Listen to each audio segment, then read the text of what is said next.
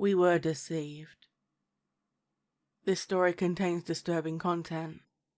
Viewer discretion is advised. The broadcast was sent out on the 23rd of March, 2025.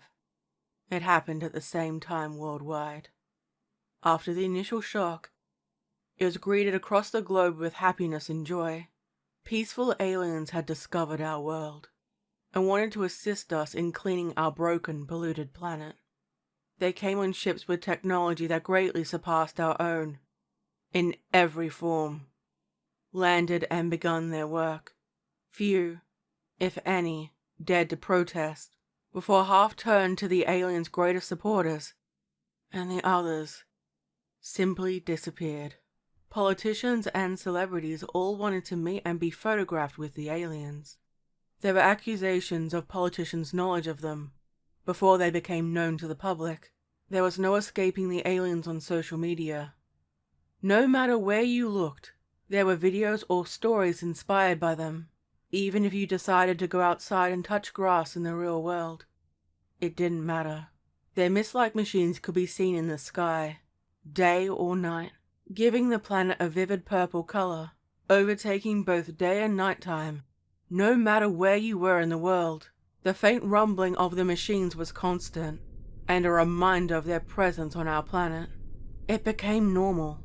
Any complaints or concerns were met with replies of, "They're part of our sentient family," or "They're here for our own good," or even more suspicious to me, "Don't say anything or you'll cause a fuss." I wouldn't consider the aliens' control over the planet to be simple drama. Due to chemicals in the air, we were told to stay in our homes in case it made us sick. Farms brought all their animals inside big barns, and many places became deserted, except for solitary drones flying through the streets, with reminders that the smoke was temporarily toxic and to stay inside at all costs. I don't know whether the military or other government agencies were deployed to retake the planet. All I can tell you is what I saw inside my isolated town. Pets changed toward us. I saw dogs who adored and protected their families, now seeing them as strangers, some even needing to be kept away from the family. Their agitated barks and other animal yowls heard throughout the homes. Sometimes they went silent, and other times families would release them outside to stop the dogs becoming violent, only to hear the familiar bark and see a friendly wag of the tail at the back door. It would change to a whimper before it would pass against the door, lifeless and with vacant eyes. Brave souls would venture out to retrieve their pets, only to be affected by the same toxic smoke, and they would collapse to the ground, their bodies twisting into inhuman shapes and locking in place. Dead. We were not permitted out of our homes to retrieve our dead, nor to get more food. Whatever food you had in your home is what you were left with. Some families did not suffer, while others did. Families starved in their homes, and their starvation slowed through eating the sickly members of their family. Not all households suffered alone. They would share canned goods across balconies, working out how much exposure was tolerable. Other forms of infrastructure began to fail. Electricity would come on for an hour a day. And finally, not at all. The houses were dark at night. Outside it was silent. No insects nor birds. The fields I saw from my window went untended, and soon became a barren wasteland. None of the dead were buried nor any rites done for them. They were simply left to rot. There was a hidden resistance building. Signs of revolution were held up at windows and plots were made. Old tunnels used in the past were utilized once more to transport supplies, and for the moment, the aliens didn't realize the resentment building. Desperate families left their homes with their hands up in surrender, their frail bodies barely able to move, and some were taken by the aliens into floating vehicles, never to return to their homes. Others were left to die in their backyards. Some lamented their passing, and for others it was a blessing from their hunger. I grew skinny. My grandparents had suffered food shortages during World War II and the Great Depression. They got inventive, but we survived. One day, the purple smoke and the rumble of the machines were gone. People left their homes and were able to breathe. The air had never been so pure. So clean. All surviving families were left packages of food. They resembled protein bars. Some of the flavors were a strange mixture. It returned our health to us, and soon, we became healthy once more. The world's population was brought down to drastic levels. News traveled slowly. Most of the cities had been cleared of 90% of their population, and had become mass ghost cities. There were stories of strange, new beasts roaming through that had made the cities their homes. Few dared to venture there. The remaining pets who were kept safe by their owners returned to their old selves. Starving livestock made their way into the lush pasture, and unfortunately, many became sickly because of the newfound richness. We thought all signs of the aliens were gone. They cleaned up, destroyed humanity, and caused us to restart in many ways, all except for an intricate and large circular stone design in Death Valley. Inside it were standing stone tablets with writing no one could understand. There were 9 of them. It was hard to see from the grainy pictures I saw, but it looked like it was a landing site for more spacecraft. There were people who saw the aliens as saviors, gods who had helped us when we were unable to manage the planet. And then we were punished for our ways. They were determined to live more in line with the Earth's needs than their own. There were others who wanted to protect the human race at all costs. They lived underground, worked on developing weapons and defenses in relative secrecy in order to protect their goals. Me, personally, I just wanted to survive. I didn't care about the politics, the aliens, and my family dwindled to a few members. The survivors pulled together to make agricultural societies.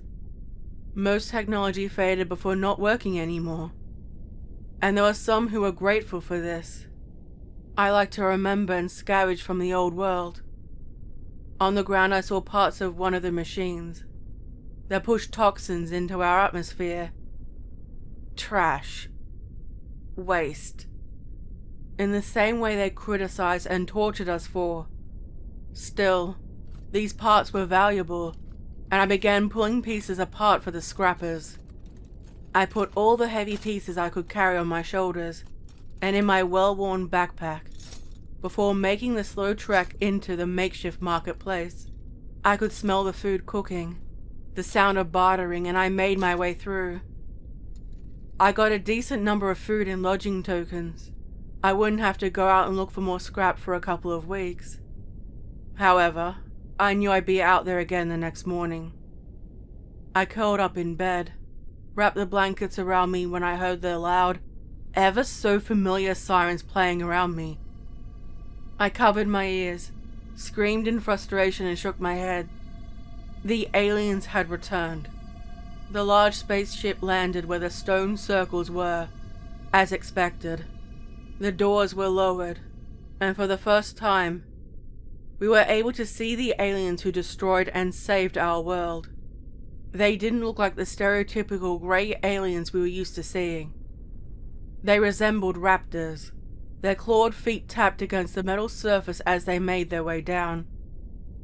Each one had a different coloring and patterns on their feathering. Brighter colors for the males and more earthy tones for the females. Their fangs were painted in bright, near-gaudy shades. Their clothing looked to be made of coarse plant fibers, twisted into diagonal designs. A floating orb alongside them, with a polished robotic voice, and an image of a humanoid woman with a smile. The aliens' voices were raspy and harsh, yet it was a clear language with structure. I wonder what our voices and languages sounded like to them.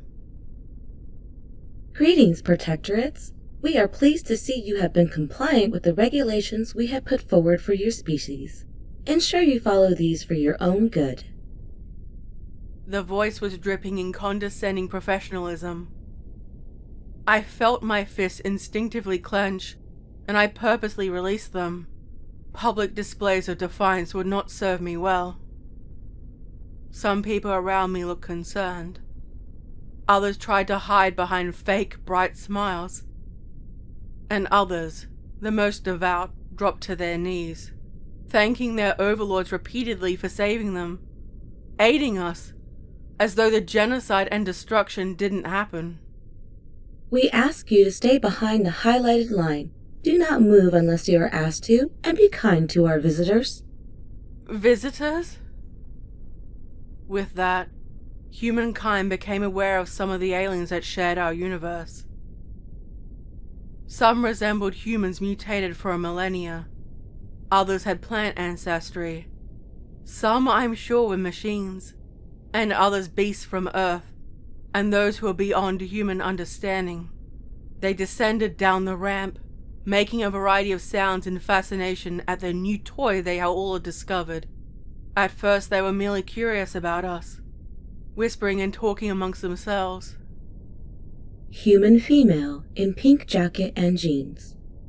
Number 10298739190324. Please step forward to be examined by our esteemed visitors. No one spoke up for her. No one defended her. And I too was silent. She took a frightened step forward, visibly shaking, and stood with her gaze at the ground. I can't imagine what was running through her mind at the time. At first, the variety of alien species studied her, commenting on her hair and skin. One pushed back her hoodie to reveal her face. They moved forward, becoming more demanding now with their touching, and lifted her hair, tugged sharply on it. They stopped, then pulled hard enough to pull the hair from her skull. She whimpered and stood trembling. It only got worse. They pinched and pulled on her skin, forced her lips up into a wide, inhuman smile, tearing the corners of her mouth. Some of the other humans tried to step back to leave, perhaps out of shame, or to preserve whatever dignity the woman still retained. Please do not leave the site until you've been given permission to do so. The same voice rang out. Death would be the result, I was sure.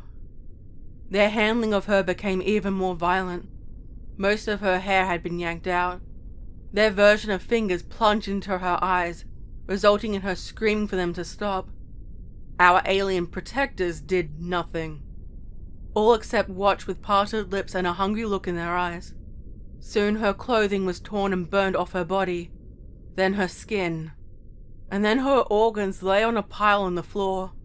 The aliens looked around at each other, before jumping on the spot and showing other signs of sadistic delight. One, a child alien, came forward and trailed a finger on the flesh and ate it. I looked at the humans around me. They were numb, broken, and waited for whatever pleasure our masters wanted of us. I wish I had found somewhere to hide in the hills. Even if I was rounded up and killed, it would have been better than being here. The aliens were talking among themselves before saying something to our hosts. We couldn't understand them. Was that better or worse? I don't know. Could the following humans please step forward? Man with black jacket and jeans, number 9193043092. Woman with the red shirt and shorts, number 0210298802. And could the child in green, number 2020100239. Please step forward. The man turned to his wife, kissed her cheek, and gently pushed her off him when she tried to stop him. He hushed her, worried she too would suffer the grisly fate, and obediently stepped forward. The woman did so, yet she was alone. Her family had been purged when the aliens first destroyed our world. Finally, the little girl let out a tragic sob, and her parents pleaded with the aliens. Not her. Take one of them.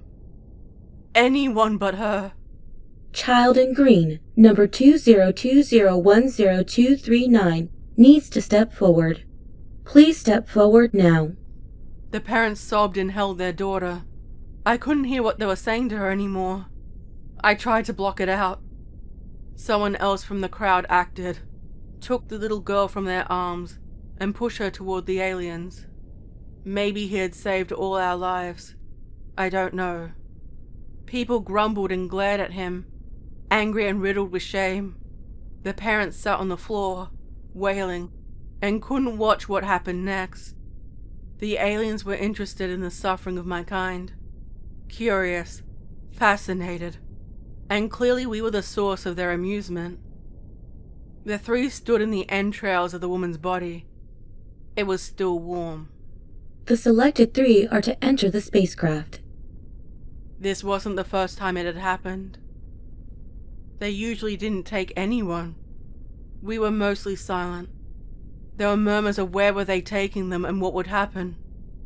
Our reactions were studied, and as the 3 chosen walked towards the ramp, their fate unknown. None of them looked back as they walked up the ramp. I expected the aliens to leave now. They took what they wanted from us, and yet their sport was not yet complete. Our destroyers moved between us and their guests. Sharp animal sounds that reminded me of a bird sound crossed with a dog's bark. Their movements were jerky. Their toe claws tapped maliciously, and I could have sworn I saw fear in their eyes. Their clawed fingers tapped buttons on their wrists. A neon green shield appeared, and it was now I realized they were defensive. Please make sure you stay behind the line and follow all instructions put forward to you. The guests panicked and the human crowd changed. I'm not sure what caused it. I realized it had been a trap. They drew out makeshift weapons, knives, and even some of the few guns available. The humans attacked with what they had, taking the aliens by surprise. Disobedience will be punished. The robotic voice was dark. It repeated several times before a stray bullet and the strike of a sword silenced it. The image of the wound flickered before it stopped. I want to say I joined in with the valiant attempt to defy them. Yet I hadn't survived this long by putting myself in harm's way. I lowered myself down, stepped or crawled over the dead and the dying, alien or human. All I wanted was to get to safety. There was a loud booming sound followed by fire. Someone launched a weapon with a degree of firepower and it caused an explosion. I couldn't help but smirk when I heard the terrified sounds of the aliens, who all fled up into the ship, and it did not take long before it took off into the atmosphere, with the 3 humans on board. No one knew their fate. Given what had happened, it was unlikely to be a pleasant one. There were no immediate attacks nor signs of retribution. People hid in the caves or other isolated areas for some time. The wait is torturous. I hid among them before I drifted away. There was both safety in numbers. However, large groups would also place a target on your back. The weather changed, becoming colder, drier, and the crops and animals that survived began to suffer. I watched as farmers held the dry husks in their hands and sobbed.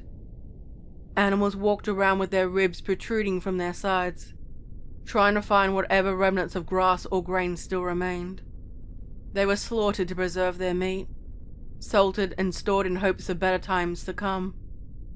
The sky darkened. The communities that had come together in unity began to turn on each other, in hopes of securing whatever few resources remained. I hid away. It was hard not being able to trust anyone, and I did what I could to help smaller family groups. I had a feeling it was all part of the aliens' vengeance. It was confirmed when I saw lights in the sky. Electricity is rare, only used occasionally, and it tended to act as a beacon for anyone wanting to steal resources. The lights were consistent before flashing a couple of times, and then they disappeared. The machines became increasingly common. The more the human population suffered, the more the machines were seen. Any defiance and we would be punished. I can't tell you how long it has been since they first appeared as our pretend saviors. There are far fewer humans now. I used to hear or see them on the road regularly. We carefully check each other and perhaps talk or exchange information or perhaps barter. Now, I don't see anyone anymore. Only the rotting corpses and skeletons left on the ground through murder or the long-suffering effects of starvation. I have a cough that never leaves. My body is riddled from scars and damage from a lack of nutrition. But at least I'm alive. It is a lonely world. In my wanderings I look up at the night sky, and for once it is perfectly clear. I can see the light of the moon and the stars. My heart fills with hope, and perhaps there's a chance to rebuild humanity once more. Until I saw the spaceship descend again. I hope you enjoyed this story. Please check out my amazing guest, Lizard Queen ASMR, and subscribe if you haven't already. This video was made with the support of my incredible channel members, Patreons, subscribers, and all my viewers. Thank you so much for supporting me. Stay safe, my little spooklings. And remember, I'll be watching you.